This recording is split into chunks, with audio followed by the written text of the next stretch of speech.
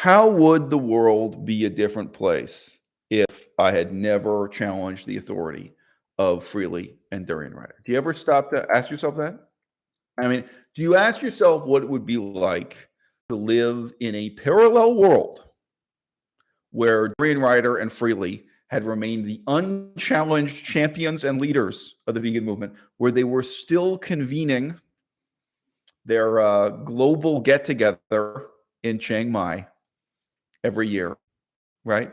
Where their YouTube videos were still bringing in millions of views per month, where they were still dominating the discourse about veganism in such august and highly respected publications as the Daily Mirror in England, the Daily Mail. I'm sorry, but a lot of those newspapers really used to like covering Freely and Durianrider. Now, look, to some extent, my intervention destroyed the careers of Freely and Durianrider directly.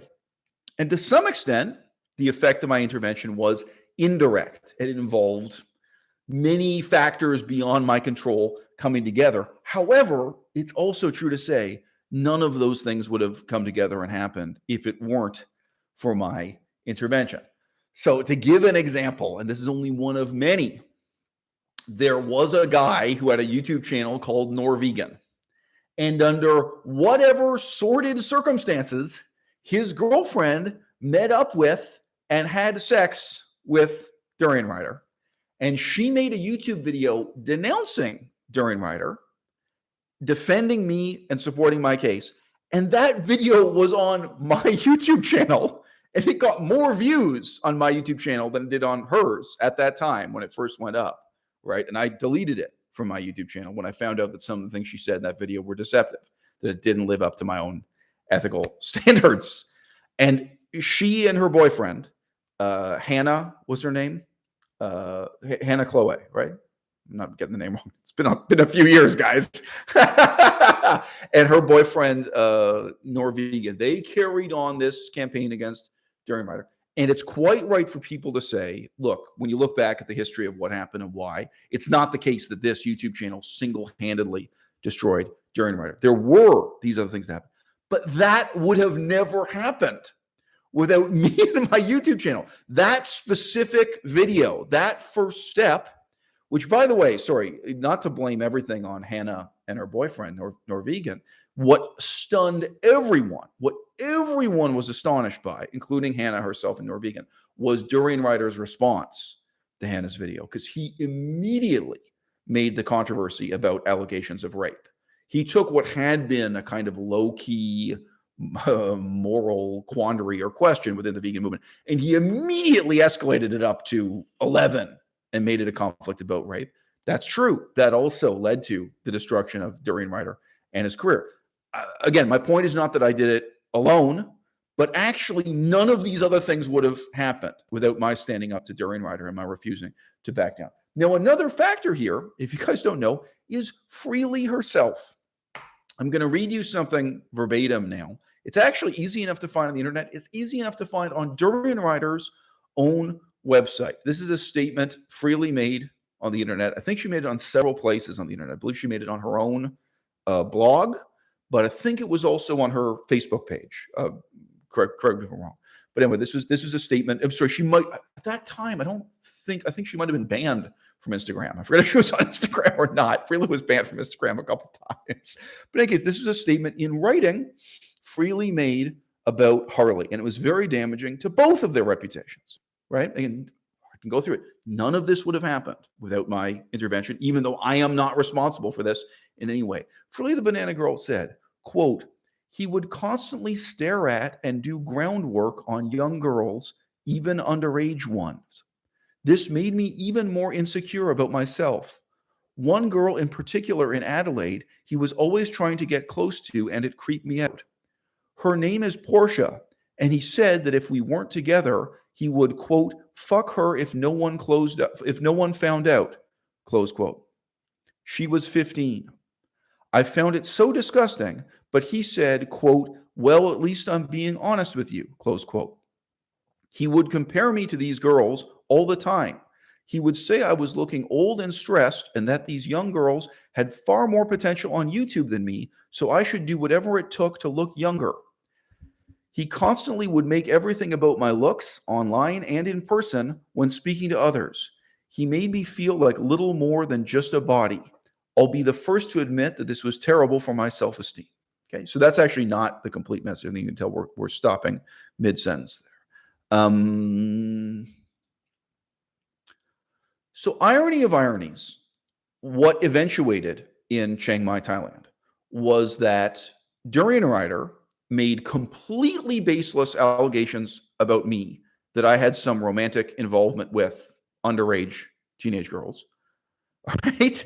And in fact, his own long-term girlfriend, his own kind of de facto common law wife, Frilly the Banana Girl, stood up and denounced him for pursuing sexual relations with underage teenage girls. All right, she denounced him for that. Now, guys, let's just talk for a moment about defamation. Right? Why is it defamation and slander for Durianrider to say this about me, and it's not defamation or slander for me to say this about him? Because I am relating to you something factual, right? Durianrider spoke to my ex-wife. If you guys don't remember that, Durianrider, he got on the phone with her. I don't know if it was Skype or what, but some kind of telephone call. It's established on the record. Durianrider spoke to my ex-wife trying to get some kind of gossip on me, some kind of dirt on me. He didn't get anything. My ex-wife never said anything like this about me. If my ex-wife had said something like this about me, that still wouldn't mean it's true. It just means that it's a fact that my ex-wife said this about me. But that is a fact you can report, and then it's not defamation. So we just went through this on a crazy scale with Johnny Depp and Amber Heard, right? There was a court case that already concluded in England about whether or not it was defamation to say these things about Johnny Depp. And fundamentally, it was not defamation to say, this is what Johnny Depp's ex-wife says about him. Now, it may be a lie, and the reader of the newspaper, they may conclude that his ex-wife is exaggerating or is being unreasonable or is being overly harsh and casting, or you may not. You may think, hey, his ex-wife is just telling the truth. That is for you as the reader to decide. But the newspaper is not defaming anyone in reporting what Johnny Depp's ex-wife said about him, right? That's not defamation. But for Durianrider to invent fiction about me, right? To make fictional claims about my sex life, and they were claims I could prove were false, right? But they were also baseless claims, right? That is defamation. That is slander, all right? Now, again, what did Freely say about Durianrider? An irony of ironies, of course, he threatened her with legal consequences for this. He threatened, at the same time that he's claiming I have no basis to sue him for defamation, he turns around and threatens Freely with the consequences for slander and defamation. What Freely said about Durianrider was, quote, he would constantly stare at girls. Pardon me. Let's get this verbatim right. He would, quote, he would constantly stare at and do groundwork on young girls, comma, even underage ones, period. This made me even more insecure about myself, period. Just close quote. Let's just, the main problem she has with this is that it's making her feel insecure about herself. Throughout this, she doesn't seem to really think it's a problem that he's pursuing sex with teenage girls, some of whom are under 16 apparently, or under 18. She gives one example of someone who was under 16. We don't know what she means in saying that they're underage. Depending on where you live, could mean under 16, could mean under 18, could mean whatever the legal limit is. We don't know. But she gives an example of a 15-year-old who is well known to people within veganism. This specific situation with Porsha, yeah, it's well known because there were other witnesses who talked about it on YouTube. The one I remember most is Joey Carbstrong talking about it, but there were several other people who talked about this particular young woman. And by the way, to my knowledge, nobody has claimed that Durianrider actually had sex with Porsha. So I'm not alleging or insinuating that. Point out, this is what his own ex-girlfriend said. And again, her moral problem with this, her ethical objection to this, is that it made her feel bad about herself and that she had to work hard to look younger and be more attractive on YouTube. She's a really shallow person, Freely. What can I tell you? I mean, that's her response to this. She's not analyzing this in terms of what's good for the vegan movement. She's not analyzing this in terms of the ethics of how you should live your life if you're famous or influential. Her complaint is that Durianrider was pursuing sex with other women, especially attractive teenage women, and that it made her feel bad about herself. Now, you can read between the lines here. Maybe implicitly she's saying that she would be able to tolerate some cheating or some sleeping around, or maybe it was an open relationship to some extent. We don't know, right?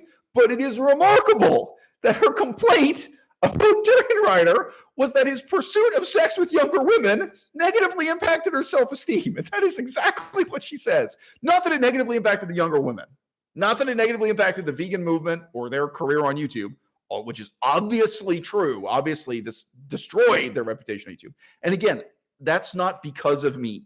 There's a real sense in which Freely destroyed herself. There's a real sense in which Durianrider destroyed himself. But this storm of controversy and criticism, none of this would have happened without my intervention. And the specific situation we were in was Durianrider makes the allegation that I am a quote-unquote sexual predator. And immediately, Hannah Chloe stands up and makes a video and points the finger back at him and says, no, if there's anyone in the vegan community in Chiang Mai who's been predatory, who's been in this sense predatory, it's you, Durianrider. Hannah Chloe makes that allegation. Again, this is not defamation or slander. I am reporting to you what Hannah Chloe said in her now notorious YouTube video that everyone has seen. She says, no, nothing like this ever happened with Aisel Mazard. The allegations against him, the allegations against me are completely false or fictitious. But you know what? Someone in the vegan community in Chiang Mai who's really pursuing a lot of women in a quote-unquote predatory way, whatever that means. Hannah Chloe pointed the finger at Durianrider. And Hannah Chloe had herself had sex with Durianrider. Now, again, that snowballed. Durianrider immediately made that into a controversy about rape. And he started defending himself, claiming that he didn't rape her. And that controversy escalated from there. So this is one contrast. And then the other contrast is Durianrider makes an allegation that I'm pursuing teenagers and underage teenagers, sometimes or especially or whatever, even underage teenagers. And in fact, his own long-term girlfriend, his own de facto, common law wife, this woman he's been with for so many years, she stands up and points the finger back at him. She doesn't defend me. She doesn't say, no, it's not true of Aisel Mazard, but she says, well, actually, this is the problem with Durianrider. So that was the context. And yeah, again, I've endured some inconveniences, from this, but the impact on Freely herself, the impact on Durianrider is much, much worse. It's completely devastated them. It'll ruin the rest of their lives. And one of the reasons it won't ruin my life is just that I really was honest with my audience all along. Everyone knew what was going on with my life. Everyone knew what my ambitions and aspirations were. And I sure as hell did not go to Chiang Mai, Thailand in order to have sex with teenagers. That was not on my mind at all. I was never involved in the vegan movement to learn the kind of, I was never involved in the vegan movement to lead the kind of life Durianrider and Freely were leading. I was not interested in the permanent vacation lifestyle. I was the foremost critic of the permanent vacation lifestyle. That's exactly why I was a threat to them. I was the person asking hard questions. But what is this going to mean for the future of the movement? Right? And that's why I went to Chiang Mai, was to ask those questions and to meet the other people who shared my concerns who agree with me. And I did. There were a whole lot of vegans in Chiang Mai at that time who were really happy to meet me and say, yeah, we think you're the guy asking the right questions on YouTube. And I still get that. I get that from people who are inside Paul Bashir's organization. My point being, I criticize Paul Bashir, but there are people inside that organization who appreciate me. There are people inside Earthling Ed's organization who send me email and appreciate me. There are people who are part of these deeply flawed movements, like DXE, Wayne Seong, director. They know how messed up the current model of vegan activism is, right? And they're really happy to reach out to me and whatever, have some kind of conversation with me about what the future of the movement is going to be and how we're all supposed to live. Okay. Anyways, let's just read this again, because this really is significant. All right. So Freely just complained that this made her feel insecure about herself. Quote, one girl in particular in Adelaide, he was always trying to get close to, and it creeped me out. Her name is Porsha, and he said that if we weren't together, he would, quote within a quote, fuck her if no one found out. close quote. She was 15. I found it so disgusting, but he said, quote within a quote, well, at least I'm being honest with you, close quote. He would compare me to these young girls all the time. He would say I was looking old and stressed and that these young girls had far more potential on YouTube than me, so I should do whatever it took to look younger. He would constantly make everything about my looks online, in person, when speaking with others. He made me feel little more than just a body. Right? And close this quote. I'll be the first to admit that this was terrible for my self-esteem. So there were a lot of really meaningful questions she could be asking about herself and about vegan activism. And, there are a lot of meaningful ethical questions she could be asking also about Durianrider's sex life or about her own sex life. And they're not there. It is a completely self-pitying, self-centered commentary from Freely. Okay. That was the situation at the start of this case, at the start of this conflict. And I've opened this video by asking you, how different would the world be today if I hadn't stood up and done this? All right. I can't look back on this with any regret whatsoever. I can't look back on this and say, well, I regret that I lost so many years or so many hours or so many thousands of dollars, doing the right thing just because it was the right thing to do. No, I mean, I'm sorry. Some people watch this video who weren't even vegan in the year, let's say 2015. There are people here watching this who have no idea that these people dominated veganism. Not just on YouTube, but also on the mainstream broadcast media. They really changed the narrative about veganism and vegan activism in a profound way. It wasn't just about money and fame. There was a lot going on here. And I remember talking to some vegan activists in Europe. Oh, was this in Hungary or Poland? I remember talking to people in Eastern Europe, and they said how weird it was when these vegan groups, they stopped imitating the sort of PETA model of activism. And when they started imitating Durianrider and Freely, when they started imitating this notion like, oh, this should be about personal beauty and weight loss and riding a bicycle. So, obviously I also heard from people in California and Portland, Oregon. Of course, Portland, Oregon, this had a huge impact on. But there were people who took up bicycling. I was just one guy, I remember, he sold all of his furniture and made his YouTube videos sitting on the floor in an apartment with no furniture, just to imitate Freely and Durianrider. This was something that had very broad influence on the movement, but also very deep influence. And, I've just published a book. If you guys don't know, I published a book, asking really tough questions about what's going on in the vegan movement, the future of the vegan movement. Well, this led to a kind of bizarre optimism about the potential for human vanity to bring about a transformation of politics and ethics on planet Earth. The idea that millions of people would take up a vegan diet if only Cosmopolitan magazine and Vanity Fair, these kinds of really shallow magazines, were featuring and promoting the diet as the only way to lose weight, look great, be an athlete, wear a bikini, show a midriff. And it just didn't occur to these people that, you know what? This month, a vegan diet can be on the cover of Cosmopolitan magazine, and next month it can be a carnivore diet. So many of these fad diets are going to go. I remember the taco diet. That was in the mainstream press for a while. It could be the popcorn diet.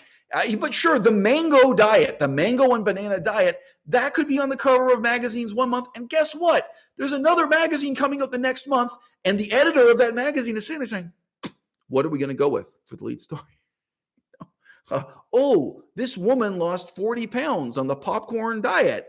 Okay, let's do a whole issue promoting the popcorn diet. And none of them changed the world. Human vanity, fatuousness, and self-indulgence, the illusion of going on permanent vacation, the illusion, selling it to middle-aged people. You can have a second youth. And yeah, probably for a lot of guys, you can sleep with younger, better-looking women. I mean, I think that was, certainly you can see it on Durianrider's channel. The fantasy that as a middle-aged man, you can get on a vegan diet, start riding your bicycle, become an athlete, lift weights, look great, and then sleep with younger, better-looking vegan women or something. Sure, that was part of the mythos they were selling, and they made a lot of money.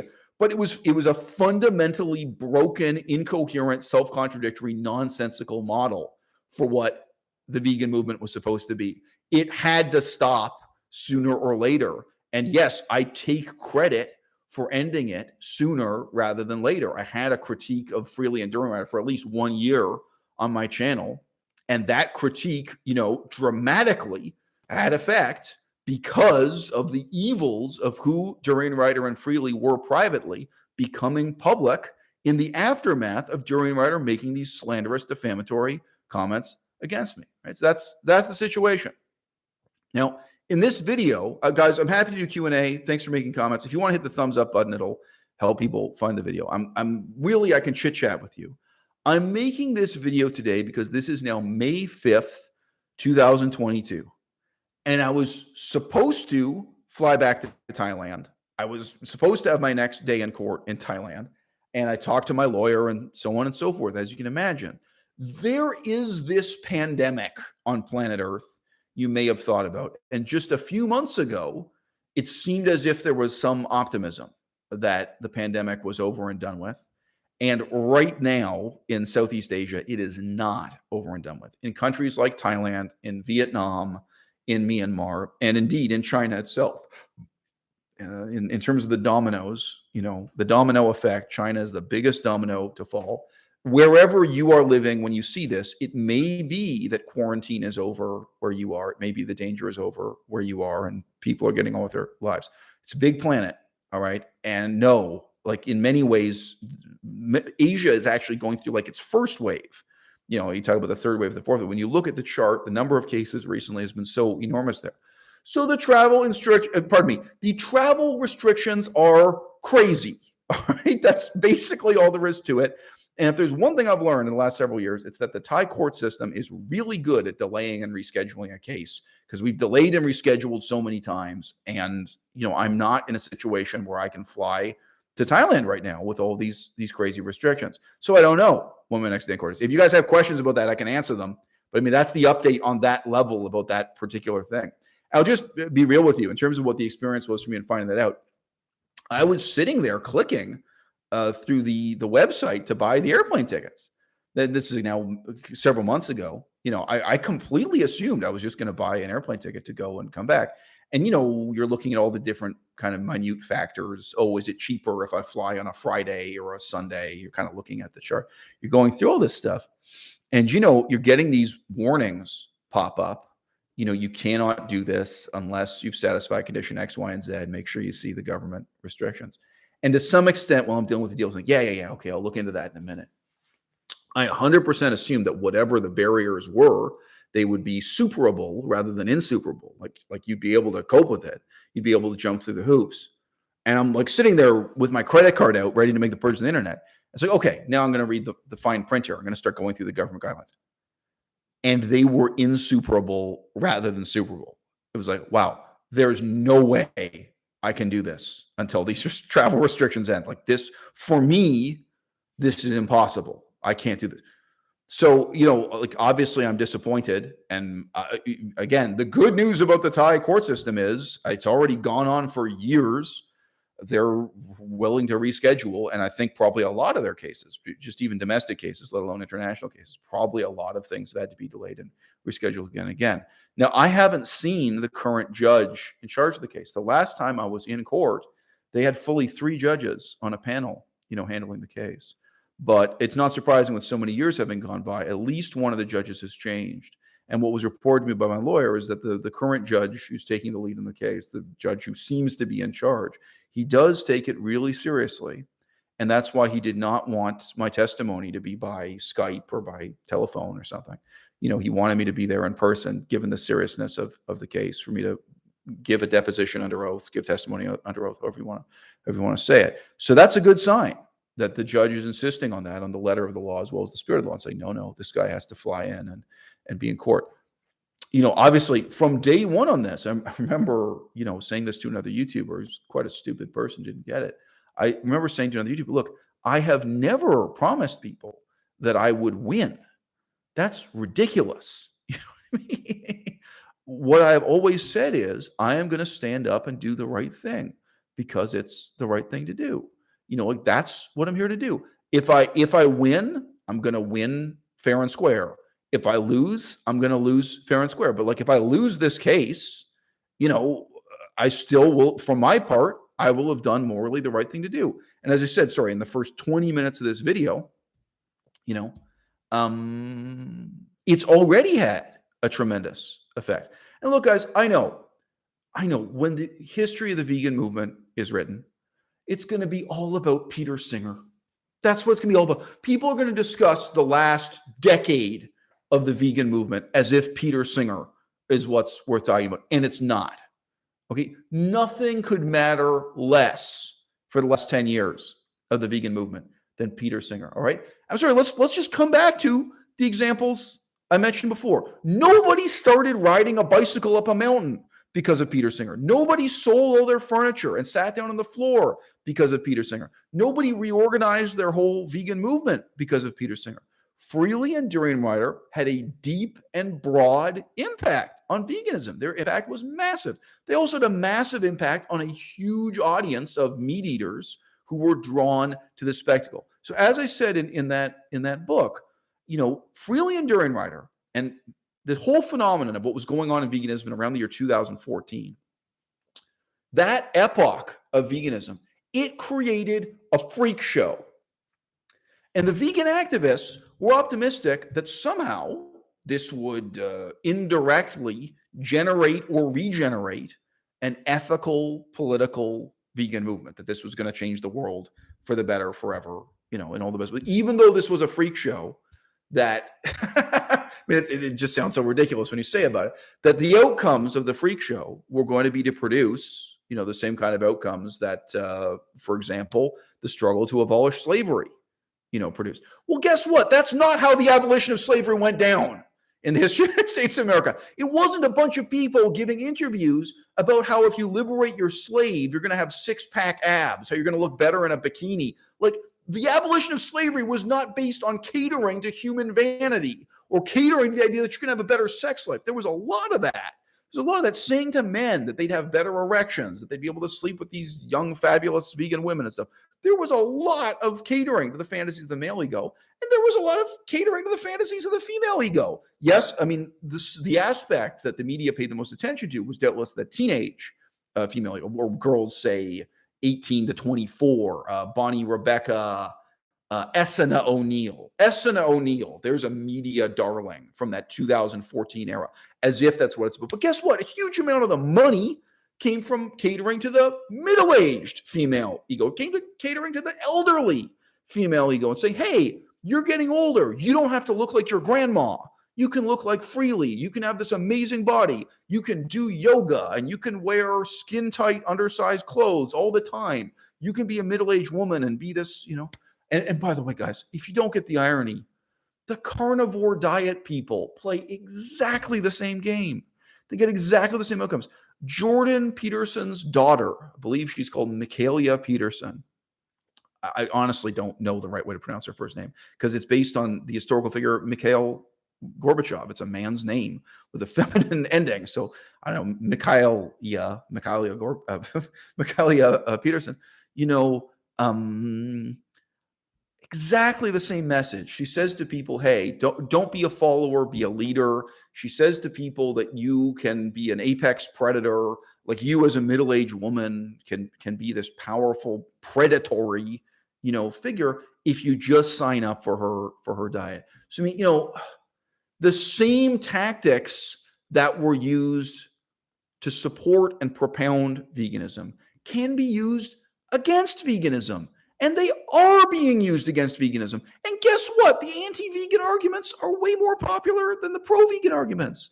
I mean, this is like the old one glass of wine a day diet. Are any of you guys old enough to remember that? It's one fat after. Oh, do you know why women in France, on average, are so much more slender and healthy looking than women in the United States of America?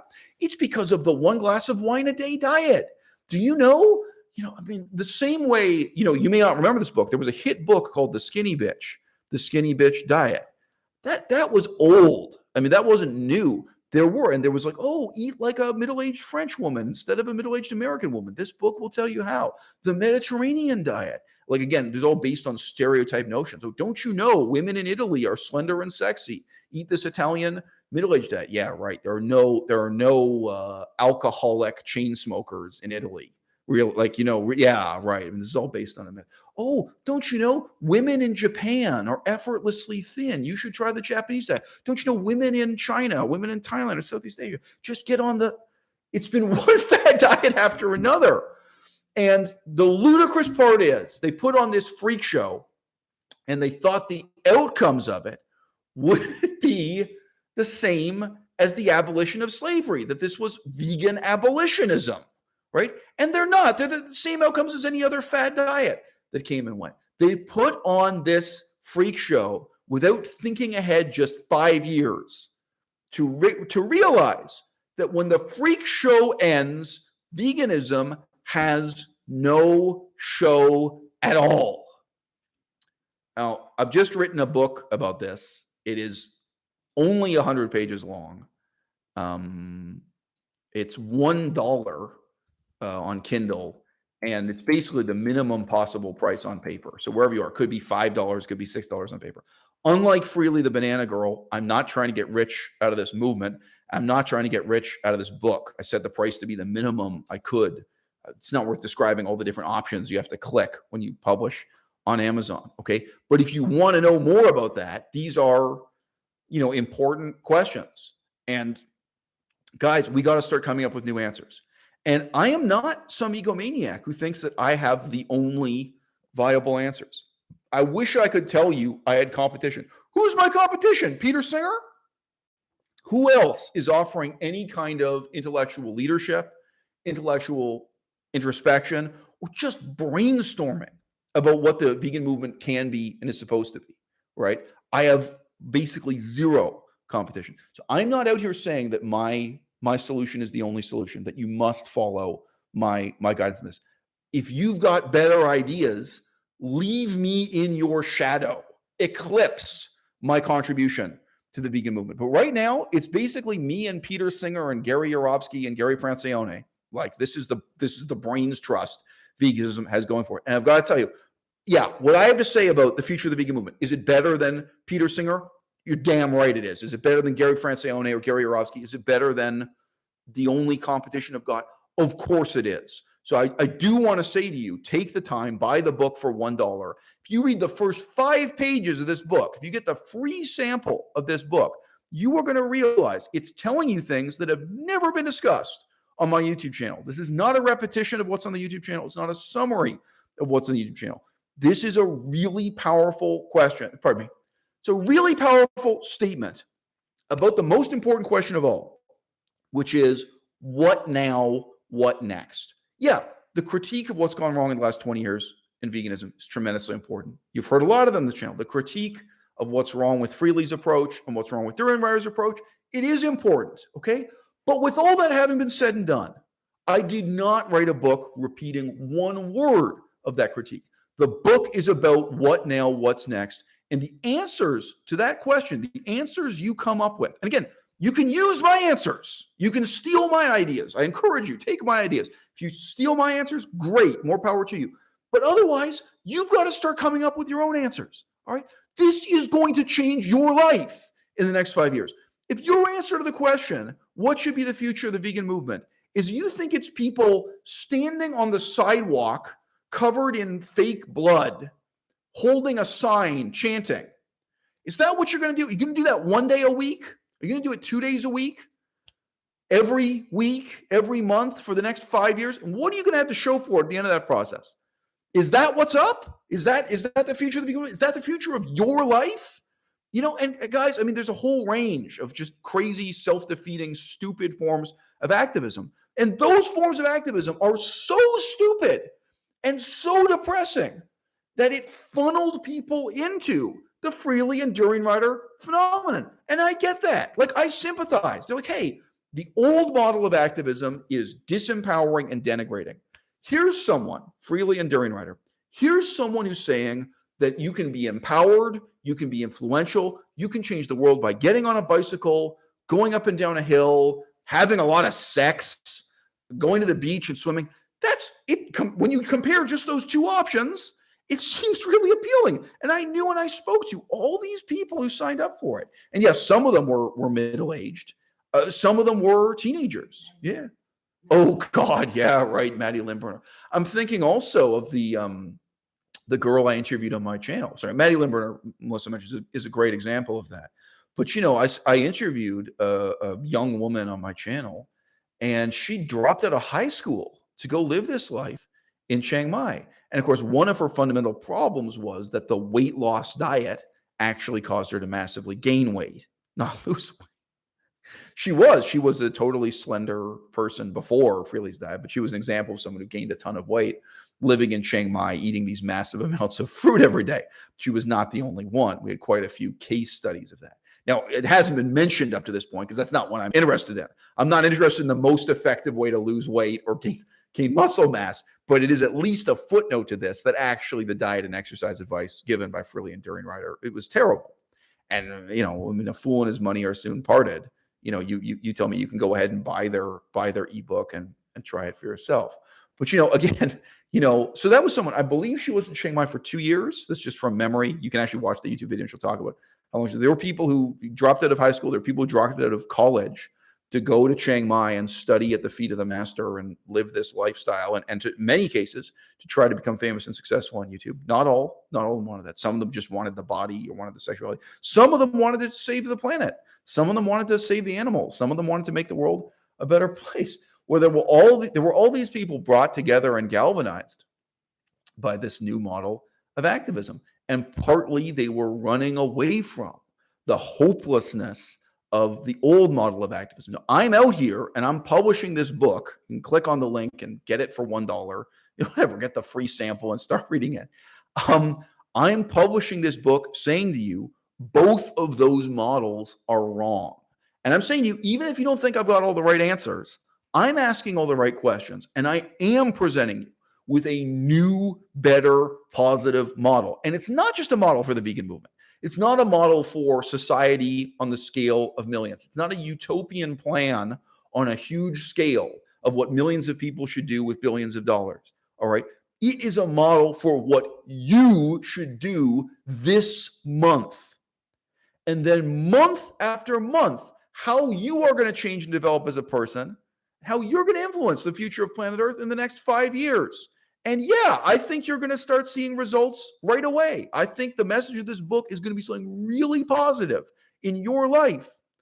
And standing on the sidewalk, pouring blood over yourself. Another project was them holding the corpses of baby pigs, holding little dead pigs, holding signs, weeping, chanting, quote unquote, demonstrating so-called civil disobedience. If you do that for the next 5 years, who are you going to be and what difference are you going to make after those 5 years? And guys, it's been 5 years. Let's look at Maddie Limburner. Let's look at Bonnie Rebecca. Let's look at Henya Mania. Izzy Davis, my favorite. Let's look at Izzy Davis is a great example. It's true. Okay, 5 years later, who have they become and what is the difference they've made? Not only did these people discredit themselves, they discredited the vegan movement. Timothy Sheaf, the vegan prince, as he was once called, again, he became a very prominent vegan leader and activist. Who is he now? Who and what has he become? And what has he accomplished for the past, present, and future of the vegan movement? Hey, guys, give the video a thumbs up. We got 30 people in the audience. We should have 30 thumbs up, help people discover it. Okay, do you know any other YouTube channel that asks these fucking questions? Has Earthling Ed ever once come on camera and just said, you know what, looking back at the last 5 years, who of my colleagues is still here in this movement? What have the real outcomes been in this movement over the last 5 years? Are you ever going to get this level of honesty or inflection from Paul Bashir or Wayne Seong, where you just stop, turn around, look back at the last 5 years and say, hey, guess what? This basically just fucked up a whole lot of people's lives and didn't accomplish anything positive. And hey, guess what? Durianrider and his psychotic sex life really were a part of the problem. And they still are. The fact that people, the most prominent and most successful people in the movement were motivated by money, fame, power, respect, sex. Not necessarily in that order. For a lot of these people, sex was number one. Those are the type of people who were your leaders. It was people with the moral and ethical character of Durianrider. Now, guys, sorry, I just want to say this. Like, I know at least I have at least 2 or 3 YouTube videos on my channel of me speaking to teenagers over Skype, right? My point is not that there's something bad about talking to teenagers. Durianrider does that to me constantly. When I'm talking to teenagers, I talked to some teenagers this month. I have one fan of my channel he's male. He's still in high school. I have another fans of the channel who are in their first year of university and stuff, right? But like, and again, you can watch the YouTube videos of me talking to these people, male or female. I'm not trying to seduce them, and I'm not trying to build up my own fame, and I'm not trying to sell ebooks. I'm not trying to make money out of it. I'm not trying to get laid out of it. Like, the younger people I've reached out to, it's for exactly the motivations and reasons that are so explicitly iterated and reiterated on my channel again and again and again. So that's how I've played the game. And how long is my track record now? 8 years, 10 years? Like, it's, again, so I said earlier, here's a statement from Freely about how scandalous Durianrider's sex life is. It isn't defamation or slander for me to quote this statement from Freely. Guess what? None of my ex-girlfriends have ever said anything like that about me. Not even, I'm sorry, ex-girlfriend. No woman who has ever met me has ever said anything like this about me on the internet. It's all been fiction invented out of thin air by Durianrider. It's been real defamation. Okay, so that's a kind of negative inference. The absence of scandal, the absence of innuendo about my sex life. Okay, but guess what? You also have positive evidence. You have all the evidence of how I actually have been living my life, how I actually have been talking to women and men, young and old, the message I've been delivering again and again and again. And by the way, that includes what I had to say to people like Maddie Limburner and so on, where I said, look, you know what? You know what, kid? Don't get by on your looks. I know you can. I know Maddie Limburner is capable of getting by on her looks. I know Essena O'Neill is capable of getting by on her looks. Sorry, the ultimate, Nina and Randa. Tess Bag. Oh, God, Tess Bag. And the one who's in Hawaii now. I'm forgetting her name. Claire Michelle. Claire Michelle, great example. Whether it was Claire Michelle, Tess Bag, who dropped out of high school to do this thing you see right here, Tess Bag, whether it was Claire Michelle, Tess Bag, or Nina and Randa, where I'm saying to them, look, you really need to cultivate the life of the mind. Like, you need to develop yourself as an intellectual. That's what I've been saying to young women again and again and again. And guys, it may not be university. Not everyone gets to go to university. You may live in a country where all the universities are crap. I live in Canada. I don't know a single university here I can say anything positive about. I used to live in Cambodia. I used to live in Thailand. I knew one young woman, so I knew her in Canada, but she was born and raised in Thailand. And she went to university in Thailand for one day. And she could see it was so bad, she got the refund. She was like, look, this is not, like, I see what this is, this institution. And she ended up, years later, she went to Canada to get a university education in Canada, where also the universities are terrible. But dude, I'm not saying university education is for everyone. Like, and today, all the books you need, you can order off Amazon. Like, literally, the fucking every single textbook used in every university in the world, certainly in English. This is not actually, some languages, it's not true. Chinese, it's hard to get university textbooks in Chinese. But anyway, if we're talking about the English language, English or German or French, you can get the books, you can do the learning, and you can, without a university, you can become someone of real intellectual substance, of real moral integrity, who you are, intellectually, emotionally, ethically. That's what really matters. And look at what the fuck happened to Henya Mania. Look at what's left of her today. Look at what's left of any of these people. Frankly, Tess Begg, she's a fucking basket case. She's the youngest of all of them. Look at what's left of Nina and Randa. Seriously, look at the fucking ruin of a human being, of Nina Nelson and Randa Nelson. Look at them. Ruinous. It's pathetic. And guess what? You bought into Durianrider's lie about what the meaning of life is. You bought into this model of the meaning of life, where the only thing that matters is showing off your abdominal muscles, showing off how lean your abdomen is, showing off your body on the internet to earn a living. And guess what? Long term, now you're a middle-aged woman, and look, it's theoretically possible to be a fitness influencer and develop the musculature and leanness of your midriff while also developing yourself intellectually. Nobody does it. I mean, it's so incredibly scarce. Have you ever met a stripper who also develops herself in this way? It's possible. There's nothing stopping you.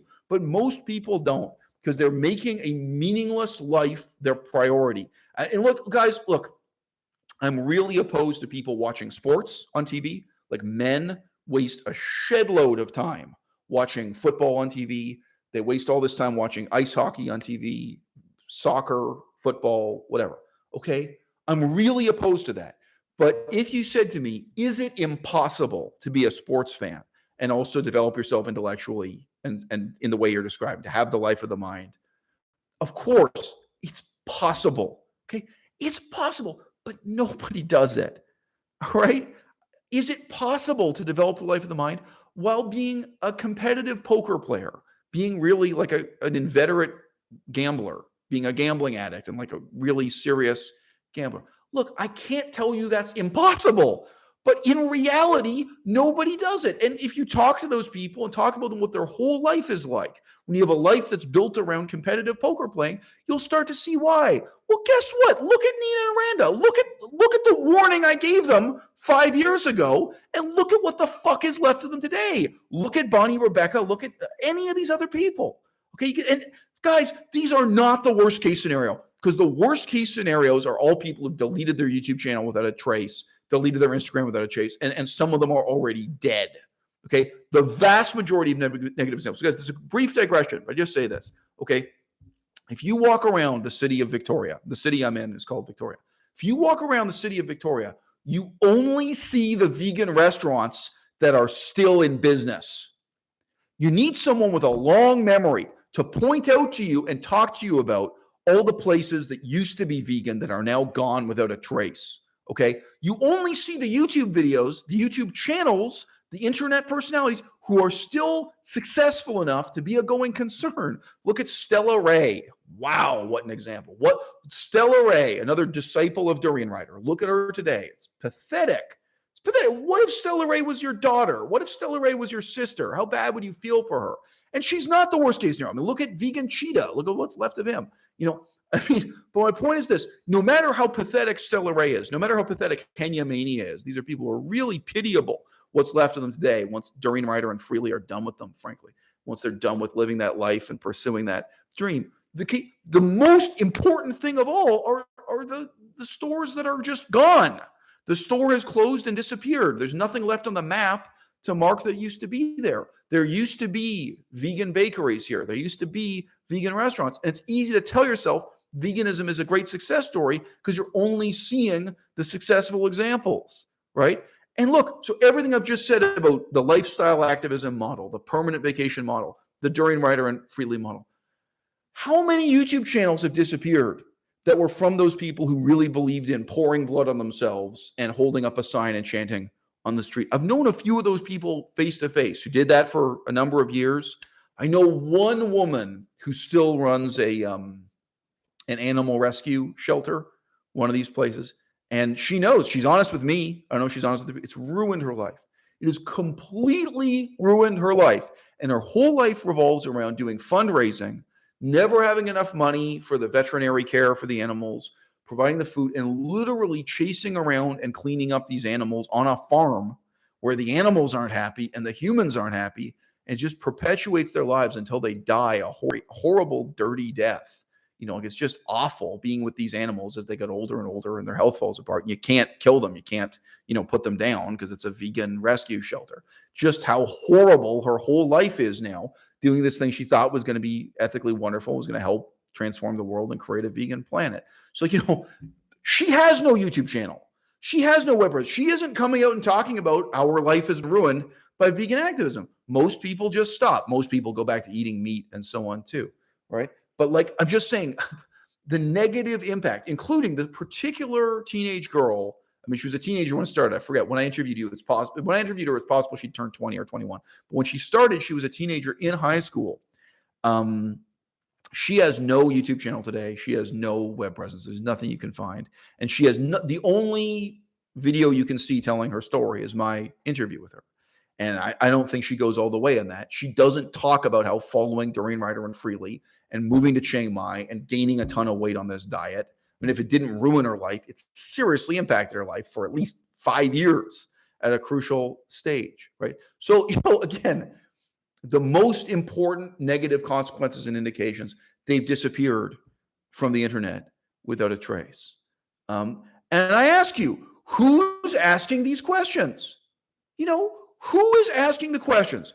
Millions of dollars, millions were donated to Black Lives Matter. Babe, could you just grab the front part of the New York Times? All right. Okay. Just an example. Okay. New York Times Magazine. I've searched on the internet. Okay. I have not been able to find one editorial or one article in the New York Times ever asking the question, where did the millions of dollars go? The money donated to the Black Lives Matter movement. What happened?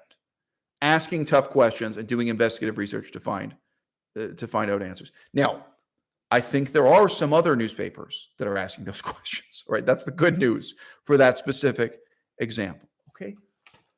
Millions of dollars and hundreds of years of people's lives have gone into vegan foundations, vegan charities, vegan organizations. The New York Times is never going to ask that question. They're never going to say, where did the money go?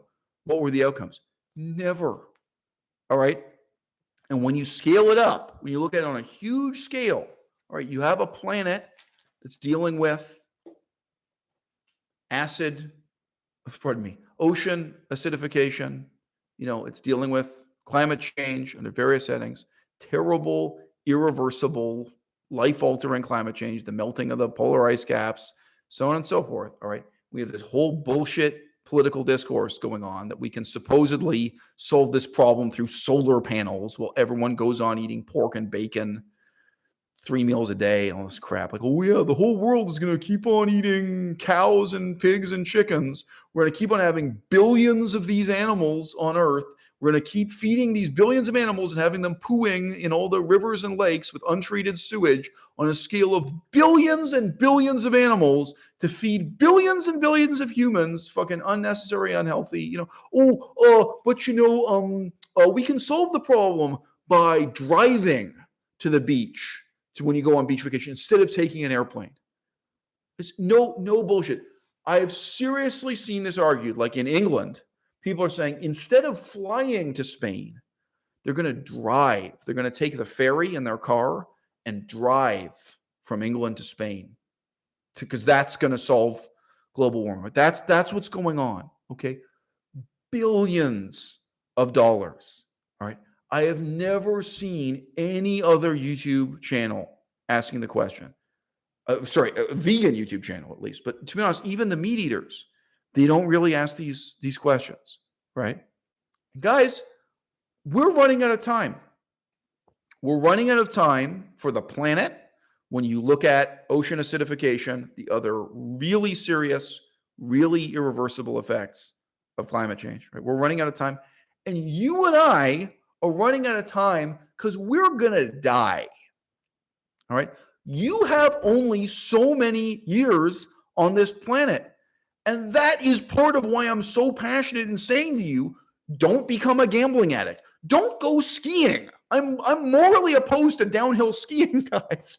Because a waste of time is a moral and ethical problem. You've only got so many hours of the day and so many months of the year where you're really mentally sharp. If you have a 2-week vacation from work, don't spend it downhill skiing. I'm serious. I'm against gambling. I'm against downhill skiing. And I'm against the whole model of the permanent vacation that these people follow. Now, again, just want to say, the restaurants that closed and went out of business, you can't see when you're getting the tour of the city, when you're walking down the street. You only see the successful examples, okay? The most successful person in the permanent vacation category, the permanent vacation lifestyle, and his career was really, in part, created by Freely the Banana Girl, because she promoted him on his YouTube channel, is James Aspie. What is left of James Aspie today? All right. And let's be real. How much better a person could James Aspie be if he had started following my advice just 5 years ago? If he had followed the Eisel-Mazard model instead of the Freely and Durianrider model. All right. Maybe I'm an irrepressible optimist. I really think there's a better person James Aspie could be today if he had lived his life my way. If I didn't believe that, I wouldn't say this shit to you. Okay. And we can go through the list of all the other people like James Aspie. Okay, let's take a fucking look at Joey Carbstrong. When I was in Chiang Mai, Thailand, he was still in Chiang Mai supporting Durianrider, eating Durianrider's diet, and very unhappy that he was getting fatter and fatter on Durianrider's diet. That was part of their conflict, was that the diet didn't work. Okay. He was very much in Durianrider's shadow until quite some time after my confrontation with Durianrider. I remember being more than a year after my confrontation, but if not, about 1 year, at least 1 year. Let's put it that way. And then finally, he stood up and rebelled against Durianrider. And coincidentally or not, that was really part of him spreading his wings and becoming much more experienced as a vegan activist. Now, two very different guys, Joey Carbstrong and James Aspie. James Aspie, part of the problem is ongoing drug use, right? He has a history of he's ongoing drug use, right? James Aspie, part of the problem is his sex life. It is. But James Aspie, when he had this controversy about the stock market, him trying to get rich out of cryptocurrency, he set out very clearly and honestly what his conception of vegan activism was and how he planned to change the world through this kind of lifestyle activism. That what he wanted to do was become rich and famous and handsome and sexy, and then have other people want to be like him. It was basically, we could put it this way, it was the Durianrider model on steroids, right?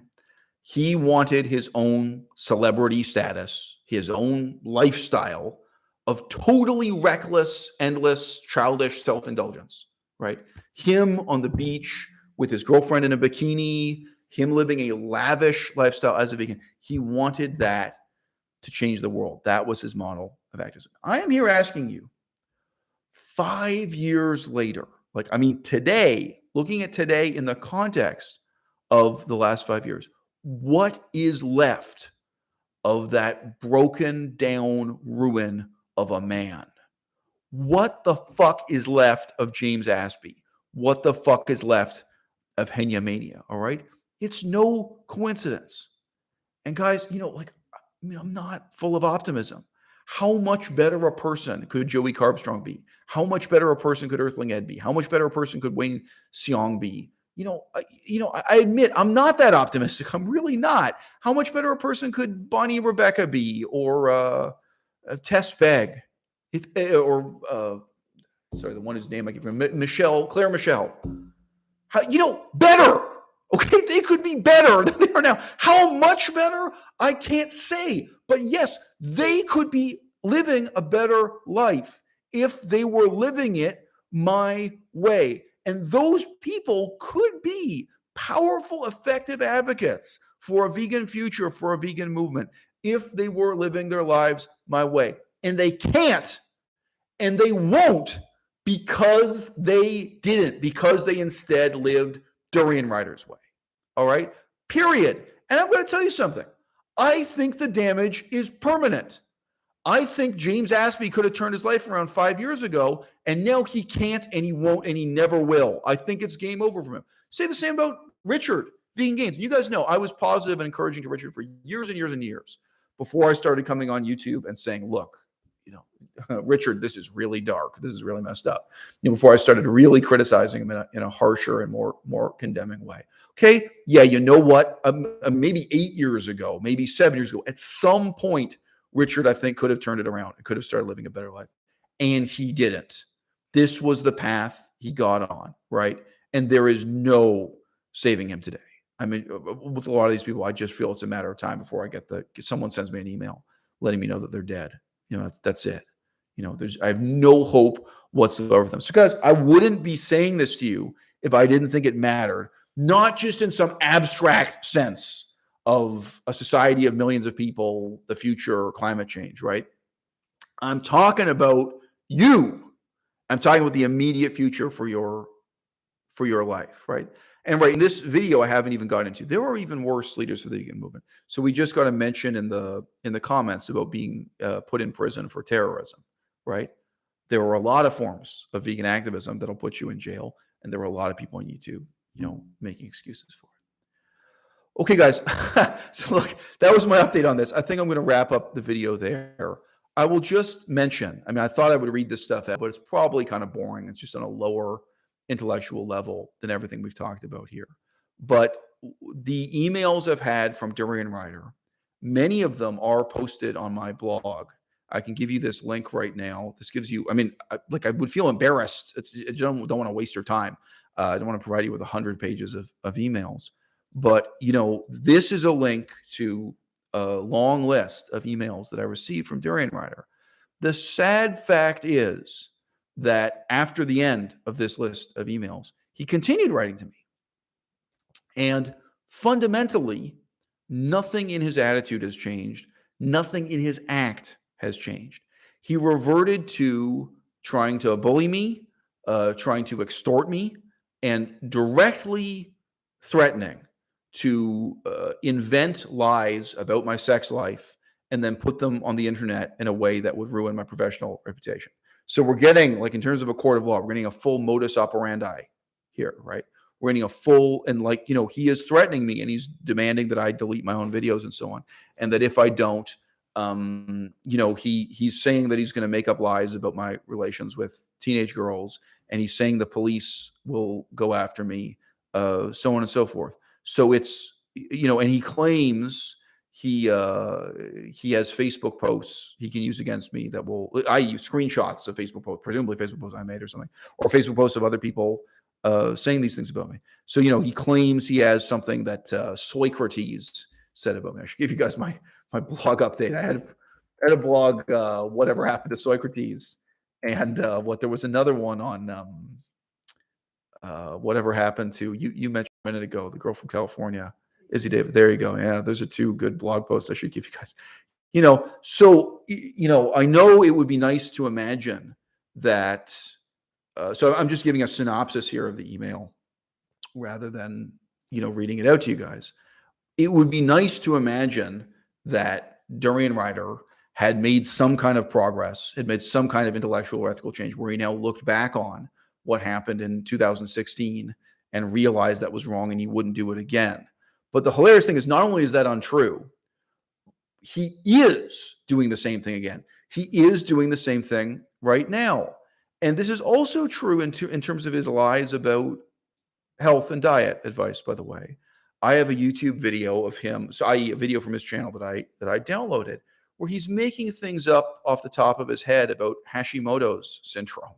I mean, he makes up bizarre health claims, just to market his own over-the-top diet advice to his fans. He is still trading in pseudoscience. He is still trading in ridiculous, unscientific or pseudoscientific claims about health and diet. He is still denouncing, defaming, and bullying people, and even me in particular, even someone who's demonstrated how hard he is to intimidate. Like, guess what? I'm a hard person to intimidate. You're not going to win this way. Even someone like myself, he is still very much up to his old tricks. He is still doing the same things he was doing in 2016, continuously, without any improvement, without any change. So when we come back to the question that opened this YouTube video, what if I hadn't stood up against Durianrider, right? What if I hadn't taken a stand? I can tell you how the world would be a different place, because I know Durianrider would still be doing the terrible damage to the vegan movement in general and the terrible damage to particular people's lives that he was doing before. He hasn't changed. What has changed is the political context surrounding him. And yeah, God damn it, I changed it.